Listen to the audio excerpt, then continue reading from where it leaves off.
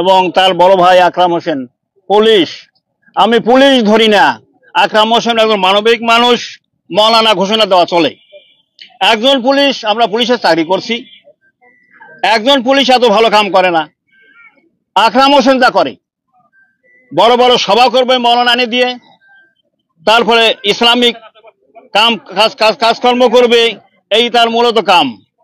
এই আকরাম হোসেন পুলিশ, ও খুব ভালো মানুষ, ও করবেই, ও সিদ্ধান্ত নেবে পাঁচমুলি সভা করবেন না দিলে পাঁচমুলি না করলে অন্য গ্রামে করবে, কিন্তু করবেই, আল্লাহ করায়। আমি বলছি আকরামকে, বলছি আকরাম শোনো, পুলিশের চাকরি আমরাও করছি, তুমিও তুমি করতে চাও, কিন্তু তোমার সহানুভূতি ভালো, তোমার ভালো মন, তুমি নিশ্চয়ই আগাবা, তোমার পিছনে আল্লাহ আছে, আল্লাহ রাসুল আছে, আল্লাহ রাসুলের কাম করবি, আল্লাহ সহযোগিতা করে।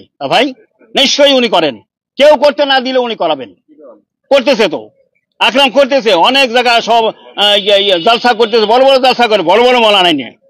কিন্তু ওনার একটা আছে যে আমি করে যাব, তা আমি বলছি তুমি করে যাও, আল্লাহ তোমার পিছনে আছে, তোমার সহযোগিতা আছে, তোমার সাহায্য করবে।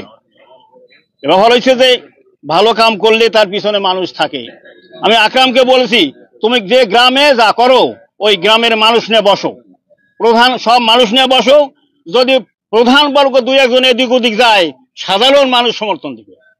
ওই সাধারণ মানুষের বলে তুমি যেখানে সেখানে হোক, যেখানেই হোক, তুমি বড় বড় বড় মাহফিল করতে পারবা, অনুষ্ঠান করতে পারবা, কিন্তু এই তোমার যোগ্যতা থাকা লাগবে।